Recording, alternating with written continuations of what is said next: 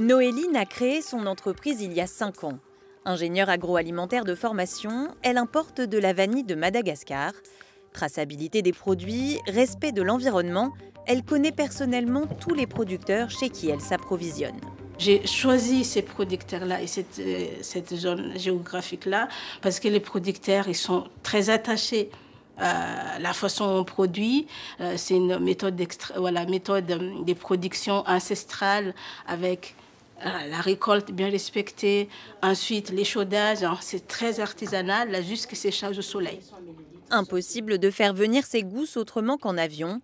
Alors Noéline essaye de limiter la casse, jamais plus de 3 livraisons par an. Je demande chaque année aux clients, surtout les gros clients, pour demander combien d'approvisionnement ils ont besoin pour 12 mois. Et j'optimise l'importation.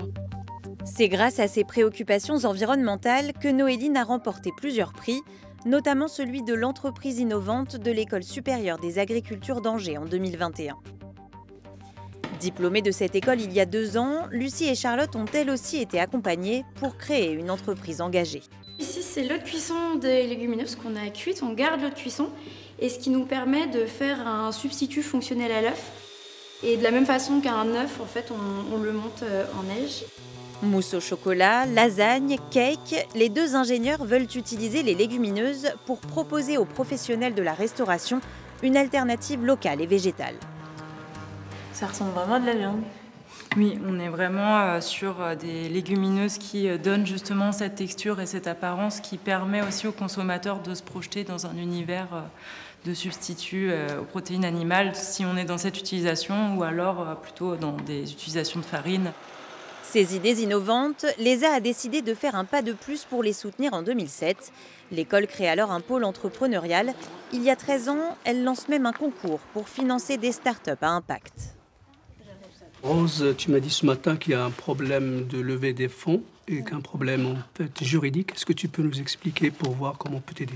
Ma difficulté, c'est comment convaincre le banquier de m'aider à développer mes produits en France pour des produits qui marchent bien en Côte d'Ivoire. La difficulté, c'est quand ils ont une idée, c'est comment la mettre noir sur blanc.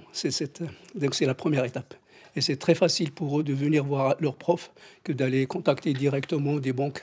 Vous avez vu, parfois les banques, ils font un dossier blindé. Donc nous, on essaie de les accompagner pour faire ce dossier. Accompagner les étudiants pour créer des entreprises, mais aussi leur donner les armes pour comprendre une société qui évolue. Depuis quelques années, les préoccupations environnementales sont devenues centrales dans les enseignements de l'ESA. On ne peut pas faire l'impasse sur les questions environnementales. C'est une question de société qui existe depuis des siècles et des siècles, encore plus parce qu'on est de plus en plus nombreux. Donc c'est une question qu'on doit se poser, de toute façon.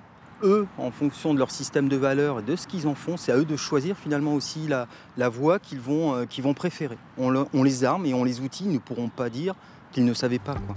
Fresque du climat, gestion des ressources naturelles, enjeux agronomiques. Aujourd'hui, tous les étudiants qui sortent de l'ESA doivent valider des unités d'enseignement autour de l'environnement. Des graines semées pour qu'ils deviennent peut-être des acteurs du changement.